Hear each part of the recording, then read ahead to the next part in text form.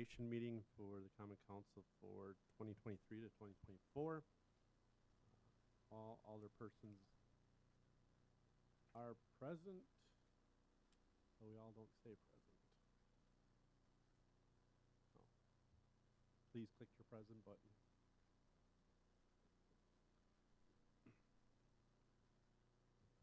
Thank you. First item of business is, or first item is pledge allegiance and silent prayer of in lieu of invocation. If you could please stand.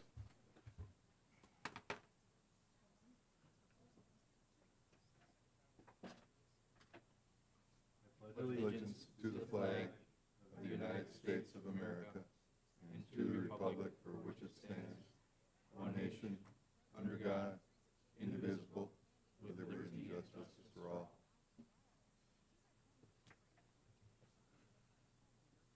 Amen.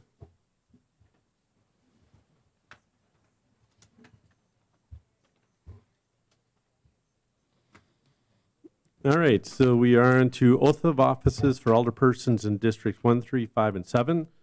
Congratulations on the re-elections, and congratulations to Jake for coming back.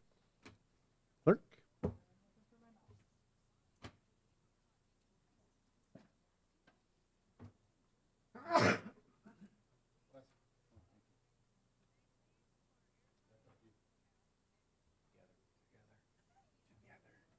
Do Matt and then do everybody else separately.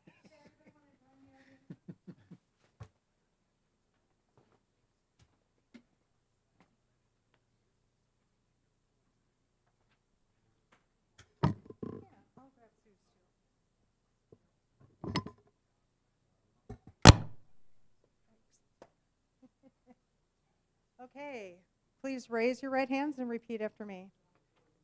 I, and then state your names, I, Ryan Austin, having been duly elected to serve as, and then state your district, to serve as District 1 Alderman, right, alderperson for the city of Wisconsin Rapids, Alderperson for the City of Wisconsin Rapids, do hereby solemnly swear do hereby solemnly swear that I will support the Constitution that I will support the Constitution of the United States of the United States and of the state of Wisconsin, and of the State of Wisconsin, and will faithfully discharge and will faithfully discharge the duties of said office the duties of said office to the best of my ability, to the best of my ability, so help me God. so help me God. Congratulations.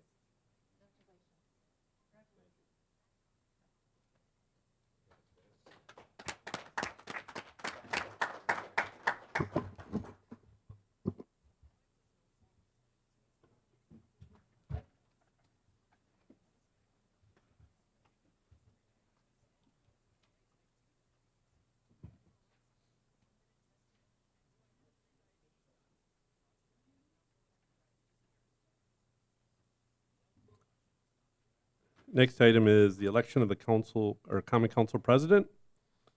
Is there any nominations for common council president? I'll nominate Dean Veneman.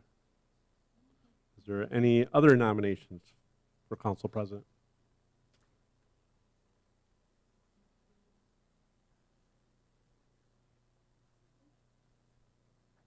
Okay. Does anybody wish to make a motion to cast the unanimous consent ballot for Dean Veneman for council president? Yep, we can hold on. Her mouse is not mousing.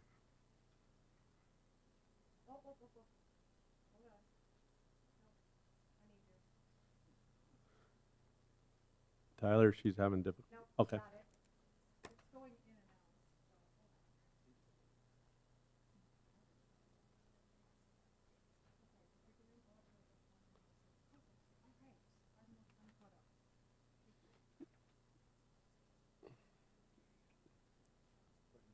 So does anybody wish to make a motion for unanimous consent for, so we have Dennis who's made your motion to make a unanimous consent ballot? Okay.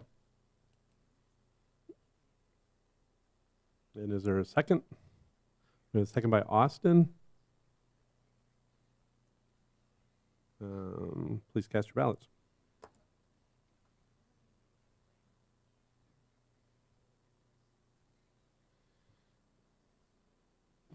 That motion carried, 8 ayes, 0 nays.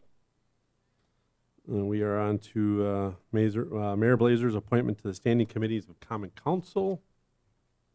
And I put them somewhere.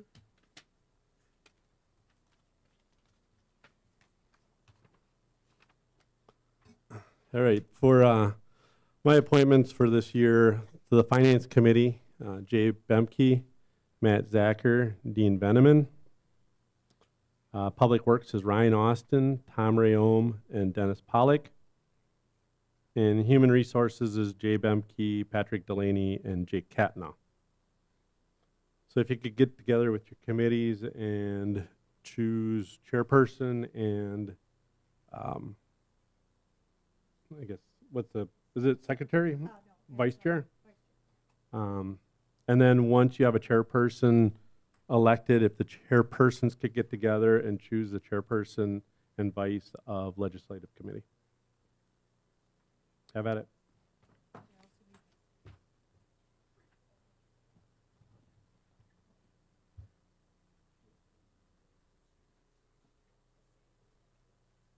Tom, you want your chair back?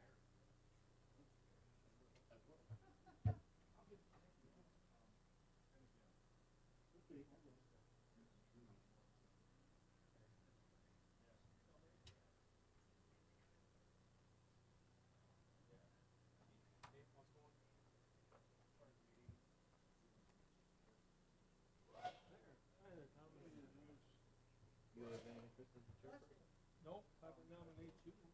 Okay, I just nominated Tom. Okay. And I can serve as secretary and That's fine. Vice chair. Okay, perfect. Everything, what about the beat? Public Works? Yes, Okay, who's chair? And who's vice? I am. Thank you. You know what, you want to talk about what day and time you want to meet? What day's best for you, Ryan? It was every Thursday at 5. The first Thursday at 5, I believe it was. But, Joel mentioned that him and another are on vacation, Tyler, or not vacation, but you're on a business deal. Okay. So, the first Thursday is not possible for them to be here. I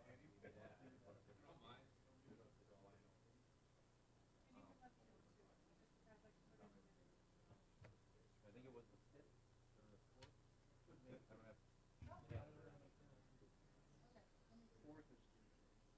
And I think in the past it might have been too. So maybe we. Okay, so yeah, first Thursday after the first Tuesday? Yep. Yeah. So the first Thursday after the first Tuesday would be the, I mean, the first Thursday. So Tyler and Joe are out. Okay, but do you want to make that your normal time and just reschedule the one at night? I'm okay with that. What day are we looking at in May then? The fourth is. No. So the Is that subbing Tuesday, meeting, Tuesday work at all? the first Tuesday? So finance meets at 4. Well, like, that's fine. Yeah. We're gonna continue that. You are? Okay. Can you tell me who the chair and the vice are? Matt's the chair and I'm vice. Chair and vice. Okay, and you're the first Tuesday at 4. Yeah. Okay. You guys can. I don't know if we'll have first Tuesday or second Tuesday or second Thursday. Second Tuesday, we probably work at Council Chambers is available. Second and third Tuesdays is not good. Second and third Tuesdays is not good. What about You the can meet second earlier, Thursday? you can meet earlier on a Tuesday or later, you can meet like a 2 o'clock or a 6 o'clock on a Tuesday, on the first Tuesday. You could do Thursdays, but you just can't do this one in May. You just have to pick a different one for May, but if you want to keep it on Thursdays, you can do Do you that. want to go after finance on Tuesday then? You might get. They've been fairly quick lately. But Tom's been around and all the finance for 2 or 3 hours. Yeah, yeah. Probably Or more. not worth the gamble? Unless we met. What do they mean? Council chamber. Yeah, you can do different ones. Yeah.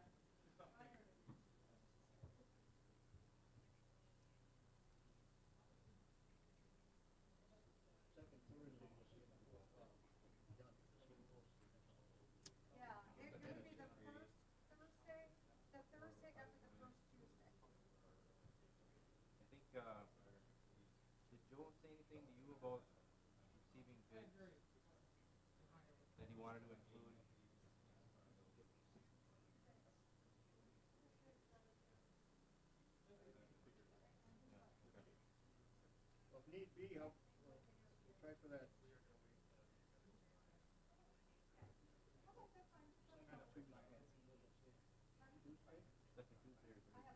I have finance. Second Tuesday, probably the second Tuesday. Couple extra days. You guys can let me know. You can, meet with Joe. Is that the date that you're gonna go all year with him? Just this one. Probably the first one. Find out Then go before back whenever to- I hear too, make sure what he thinks. Probably just in May to start with. Then we'll probably go back to April. Yeah. We're looking at 5 o'clock again? Yep. Okay, Good deal.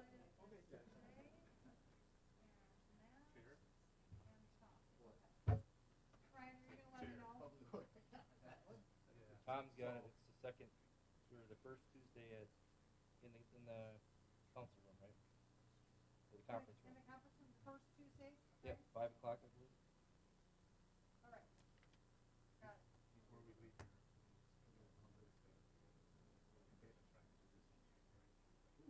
All of it. Yeah, right now. Let's say the break. Oh. You're not sure? Okay. I was ready to yield. Why? Ready for something different, I guess. Okay. Different perspective. What? I like to where you work. Yeah. It'll be all right. Well, I know. That's fine. I'm gonna be very busy for the next couple of years. What's happening in the next couple of years? Project that's, Oh. consume a lot of my time. Yeah. Just wanna be sure that we're doing it. Yeah. Well, you know, What date are we? I'm kind of scared because I find myself agreeing with them all the time. So I'm kind of scared about my politics. Lately, I've been agreeing with them too much.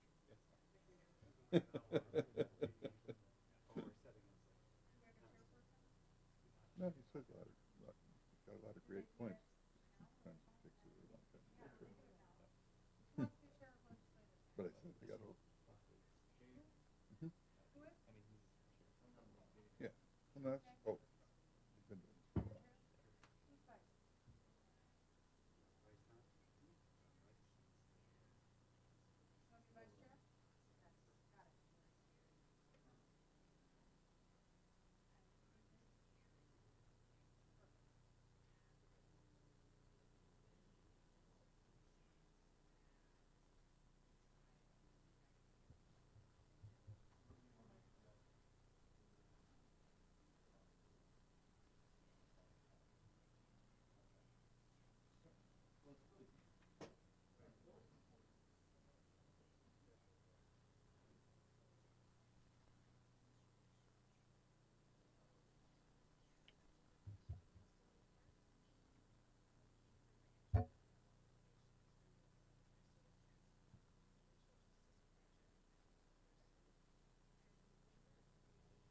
Okay, got it. Ryan, do you come to the same time as finance will have to they can only broadcast one at a time? I thought finance was in here. It is, but they can only do one, they can only broadcast one. So, you guys can get with Joe and let me know if you want. Are the chambers open on Thursdays, the second Thursday? No, wait. Yeah, I think it is. That's probably the next option, I would guess, Yeah. talk to Tom. Thursday at 5. Is it just that one? Are you meeting gonna be on the that- planning that Yeah, commission? then it'll be back to the first Thursday, as long as everybody in the community. So, is shall I agreeable. put it down as the first Thursday except for the May meeting? Yes. Okay. So, the Thursday after the first Tuesday or the Correct. first Thursday? Correct. Do you want to be on planning again? I do plan on getting. Ryan, what's Huh? that deal? Yeah. 5. Okay, got it, thank you. Would you like me to nominate you? That's the next item on the agenda.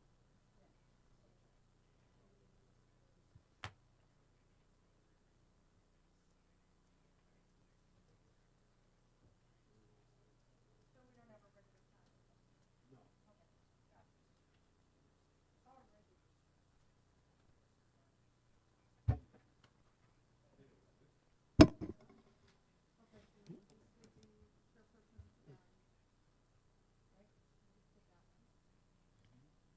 So clerk, could you read off who are committee officers? For Finance and Property Committee, the chairperson is Matt Zacher, and the vice chair is Dean Veneman. They will be meeting the first Tuesday of the month at 4 o'clock. Public Works, the chairperson is Tom Rayom, and the vice chairperson is Ryan Austin. They will meet the Thursday after the first Tuesday of each month at 5 o'clock, except for the May meeting. That one needs to be on a different date to be determined. Human Resources, chairperson is Jay Bemke, vice chair is Jay Katna, and they are meeting at, that's to be determined. Okay? Legislative Committee, the chairperson is Jay Bemke, the vice chair is Tom Rayom, and they are meeting also to be determined. Okay. Thank you.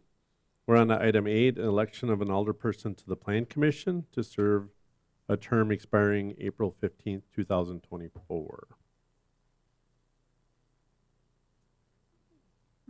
I nominate Ryan Austin.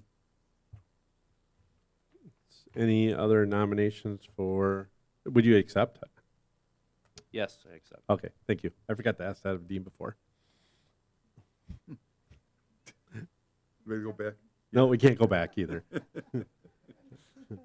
Is there any other nominations for the Plan Commission? Mr. Veneman, what's your, you don't need to make a motion, but, or unless you want to make a motion to Unanimous. this consent. Yeah, that's, I'll leave, since I hit my motion button by accident, we'll leave it up there. Sounds good, thank you. And we have a second by Mr. Zacher. Please cast your ballots.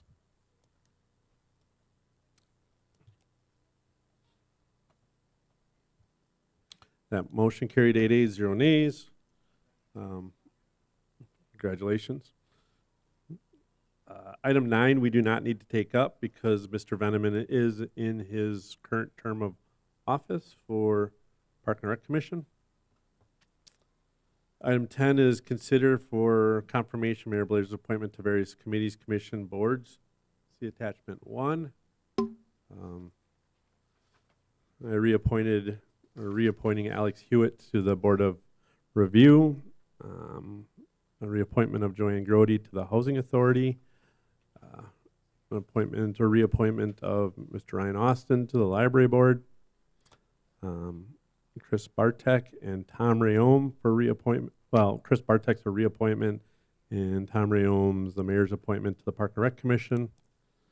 And Jeff Marutz is a newly appointed member to the Plan Commission, replacing Susan Feeth.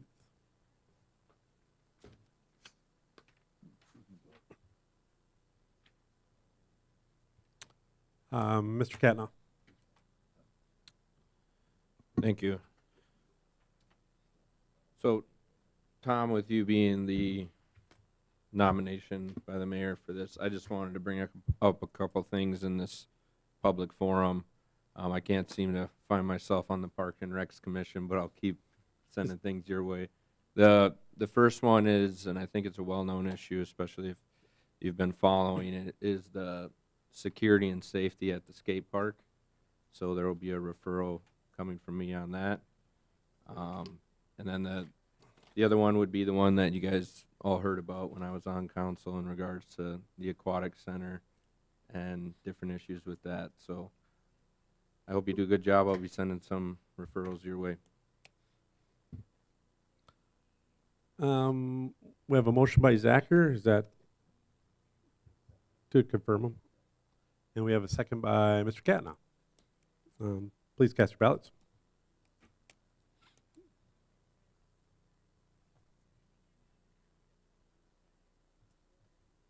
That motion carried 8 ayes, 0 nays. Item 11, presentation of the annual report for the Community Development Department. Mr. Kearns. Thank you, Mayor. First, I need to apologize. There was not a report that was issued in 2021, so you'll find that the report before you tonight is for both years, 2021 and 2022. Back in 2021, we were implementing a software update in February and March, and so that was a top priority. So The numbers, the report's a little bit larger, and the numbers reflect that of 2 years rather than one.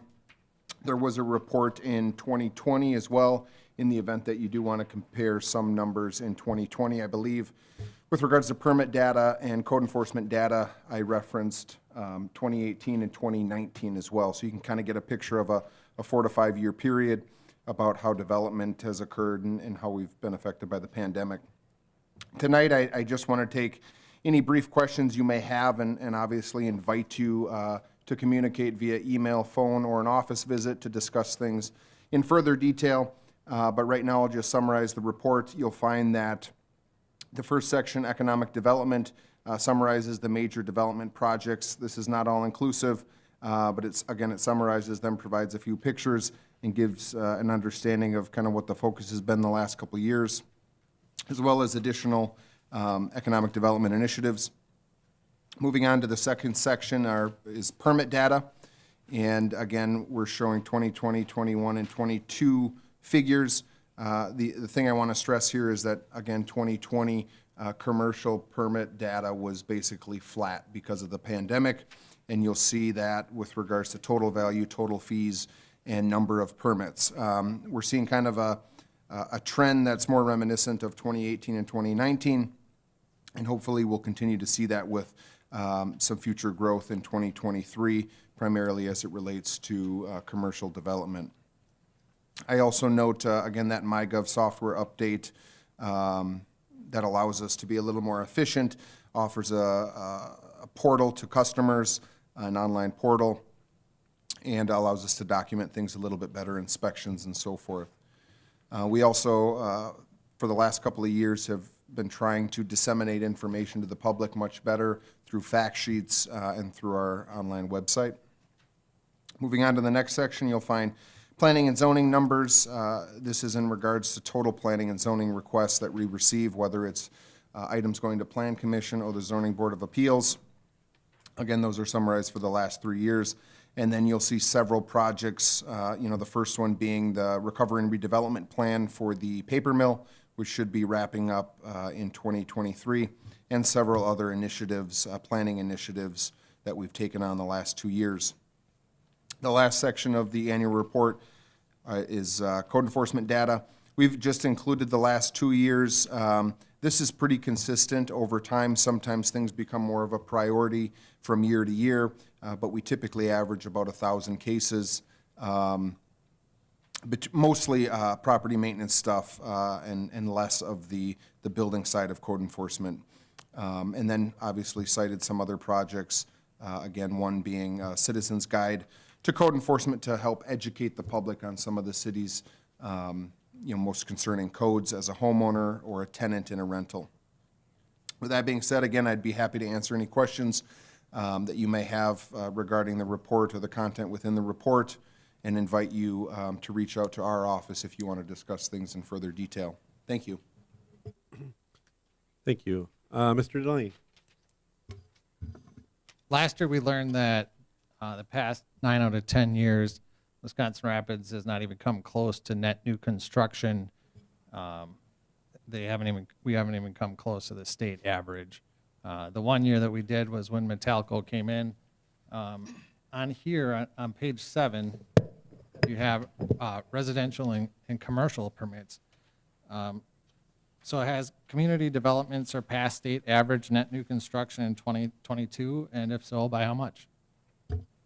You're asking for a number on 2023? No, for 2022, because here you show 2022, and it looks like there's a pretty big jump from 2020, 2021, and then 2022. Correct. Yep, you're looking at total value of $47 million. But I do want to stress that if you read further, a lot of that value is identified in institutional or governmental projects. So those are tax exempt.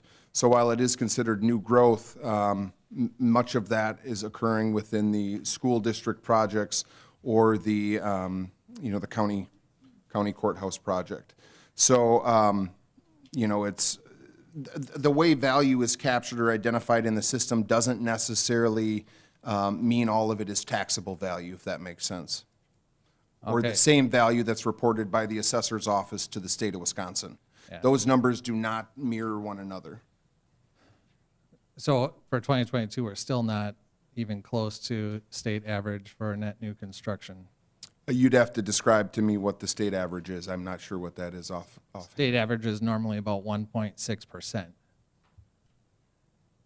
Of our assessed value, or, It's for net new construction. so these, I don't think, the numbers that you're referencing are reported, I believe, by the assessor's office, net new construction. These numbers come directly out of our system, which is MyGov, which it basically is a repository for everything we intake from a permit application. So in the field, things might change because the assessor is assessing things different. The values that we're showing are based off of applications that people are submitting. So if a homeowner says, I'm doing a kitchen remodel and it costs $20,000, that's what's being reported to you in the annual report. It is not a comparison for net new construction value, or nor should it be compared to previous years as such. You'd want to reference the numbers that are reported to the state by our assessor's office, if that makes any sense. Yeah, but shouldn't that, because it brings in new tax dollars, shouldn't that be one of the focuses on the community development department itself to, like, shouldn't that be a goal to at least hit the state average and bring in new businesses and bring in people who are building so that we could, I mean, it's kind of a low bar to hit the state average. Yeah, and we strive for that. You know, we try to be proactive and, you know, promoting property, land sales. We're hosting a developer tour in June to bring in developers. You know, we've got a developer engaged in some city property. At the end of the day, though, you know, you need to have an investor willing to make an investment in the community. There are a number of factors that also come into play with regards to workforce, housing, and other amenities that the community may offer.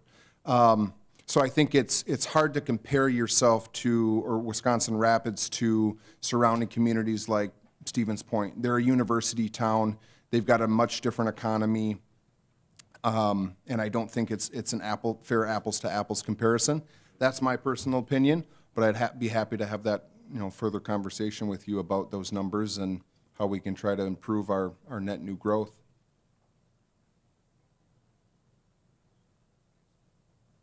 That's all I had for now. Thank you.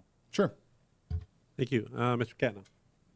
Thank you. I guess I would piggyback on what Patrick said, and I would just ask the question, is there anything the council can do to help the community development department reach that average state growth or get closer to it or surpass it? Is there any resources or anything that we can do to assist in helping in that area?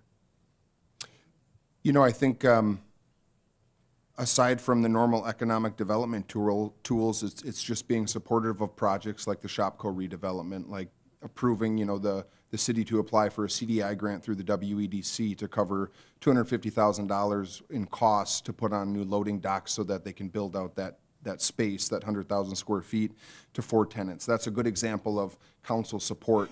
We're still waiting to hear from the WEDC on that grant.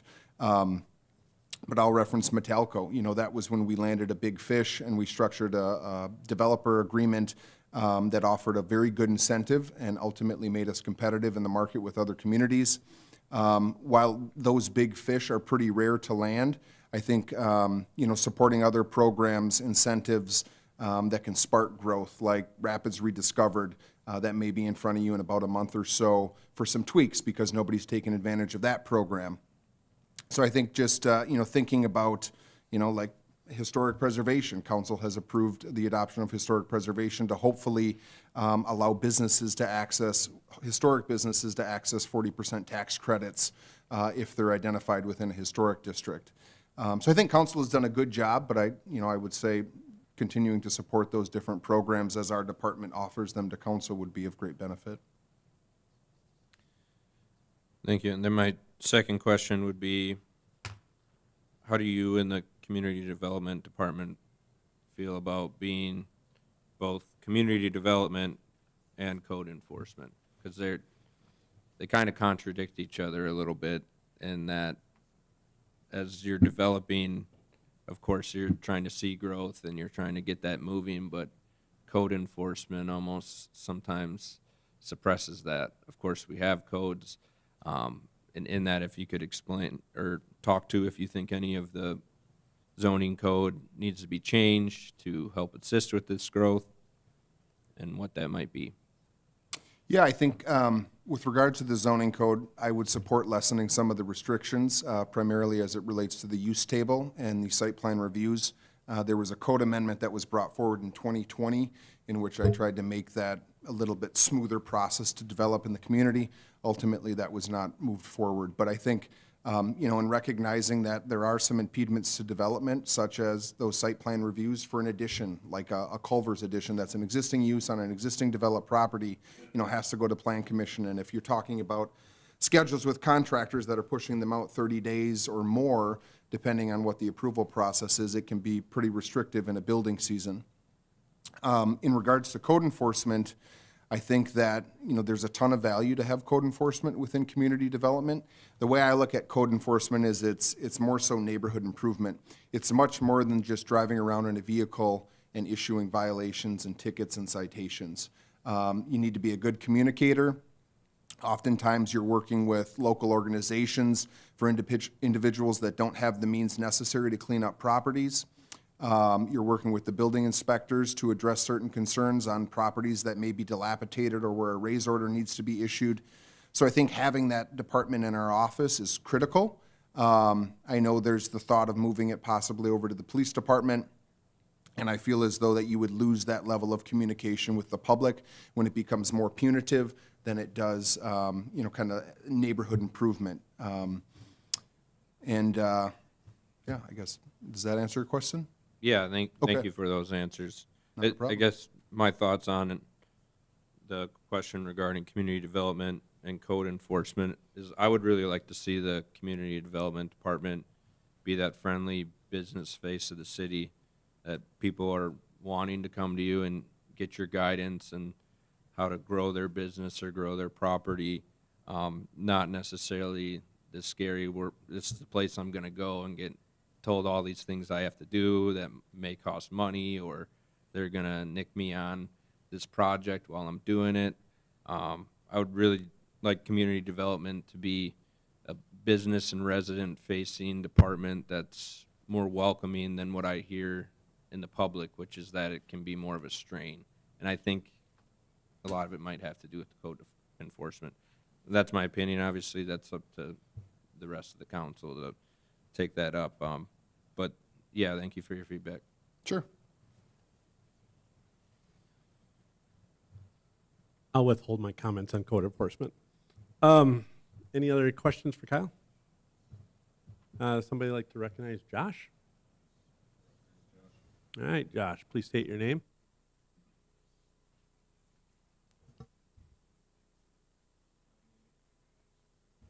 There we go.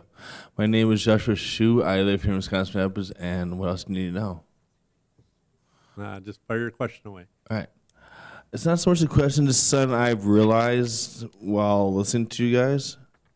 I've come to realize that in order to have growth of any kind for our city, we need to make sure that the people who live here are first safe from whatever and whoever may come our way. Once we prioritize that, new doors will open to us. I'm not sure what you guys think, but that's all I got. Thank you, Josh. You're welcome. All right, any other questions or comments? Okay, we can move on to item 12, which is a public hearing and action on a request from Emmanuel Lutheran Church and School for an amendment to the city's comprehensive plan, specifically map 7-2, future land use map, to reclassify an unaddressed parcel at the northeastern intersection of 24th Street South and County Highway W, parcel ID 3409225, and a portion of 1501 24th Street South, parcel ID 3409200, from commercial land use classification to governmental public institutional land use classification. As in the past, I'll have Mr. Kearns give a brief overview, and then we'll open in the public hearing. Go ahead. Thank you, Mayor. So typically, these public hearings occur at Plan Commission, but because this is a statutorial 30-day notice requirement, it's at Common Council. So when we receive applications, typically, we do so 3 weeks prior to a meeting, but with that 30-day posting required by the state, it had to bump this public hearing out to council. Ultimately, there are several things that hinge on this comprehensive plan amendment with regards to Emmanuel Lutheran Church's rezone request, if you were at Plan Commission or read the Plan Commission minutes, as well as their conditional use permit to operate a church and civic center. This property is just east of the Home Depot, and it's a pretty large acre site, which also involves lot reconfiguration. So they're looking to reconfigure some of the lot to make it, it's currently 2 lots, to just create a larger lot for this development and then save the northern portion for future development. With that being said, you'll find staff reports in the Plan Commission agenda, and staff are recommending approval of all those items, including the comprehensive plan amendment. Thank you. Thank you. It's 6:38 p.m., so we can open up the public hearing. I'll start with anybody that wishes, I'll call 3 times. Anybody wish to speak in favor of the request?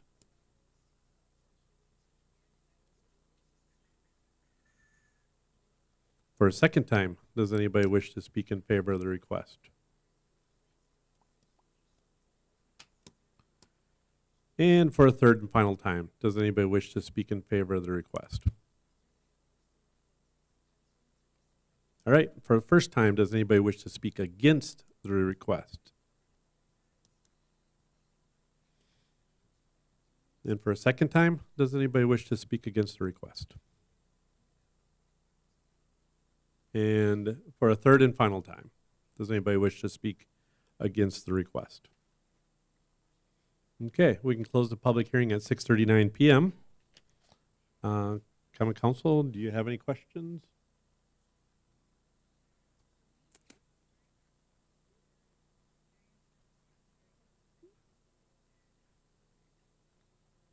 Yeah, Jonathan, do you have any desire to speak about the project, or you think? I'm sorry, I know you, so that's why I called you out. If you had somebody else that wanted to, they.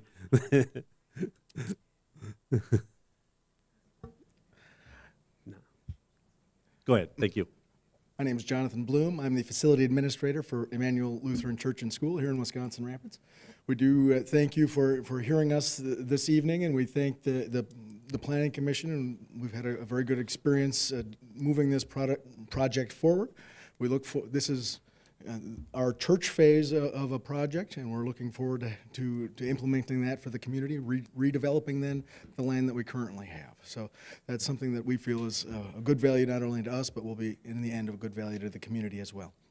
And if you have any questions, our architect Pete Schneider is here as well tonight, and we will be able to answer those. Sounds good. Jake? Thank you. Sir, if you could, I do have a couple questions. I think this is exciting for Emmanuel and the community. I guess for those watching and myself, I've seen the sign by Home Depot for a long time. You guys are gonna start developing and building that into a church and school, or a church? Well, the plans before you that you're looking at tonight would be our what we call our phase 1, which is a church and the what we're calling a mission center right next door to the church, 2 parts of the same property. Our goal is to have a phase 2 eventually, where we would move our existing school from where it is out to this site and have one combined building, and then redevelop the property where our current school is into something useful for the community. Good to know. Yeah, I'm just giving you an opportunity to speak in the public floor, because those Absolutely. watching might not have this document in front of them. Thank you. Thank you. Anybody else have any questions for Jonathan or the architect? Yeah, looks like a great project. What are your wishes?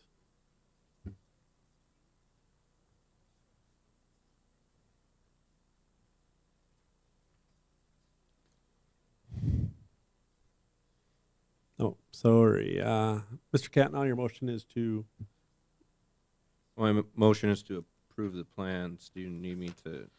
yeah, the clerk, well, it's part of, we like to have the motion outlined now. Okay, well, So it's to approve the amendment to the comprehensive plan. I motion to approve the amendment to the comprehensive plan. Perfect. And we have a second from Mr. Austin, who was at Plan Commission. Any further discussion? Seeing none, please cast your ballots.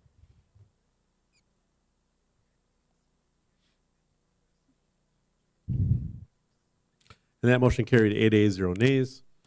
We're on to item 13. Since we have Kyle here, we consider the adoption of the action of the Plan Commission at its meeting held April 3rd. You want to give us an overview? So again, this would include the action the minutes from Plan Commission. They also recommended approval of the conditional use. This would include the acceptance of the dedication on the CSM for this project, the dedication of road along Highway W. It also includes the rezoning of the property to I-1 Institutional District. And lastly, it includes a conditional use permit to establish a worship center and a civic use facility on the property. Lastly, the minutes also included an amendment to the zoning ordinance, specifically the land use table, to allow single-family as a permitted use within the R3 multifamily medium-density district. Thank you. Thank you. What are your wishes on the Plan Commission report? Motion to approve the report. Thank you, Mr. Austin, and a second by Mr. Bemke. Is there any further discussion? Okay, seeing none, please cast your ballots. And that motion carried 8 ayes, 0 nays. We're on to item 14, which is adjournment. We have a motion by Tom.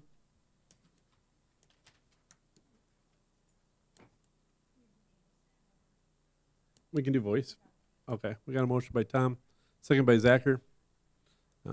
Please cast your ballots.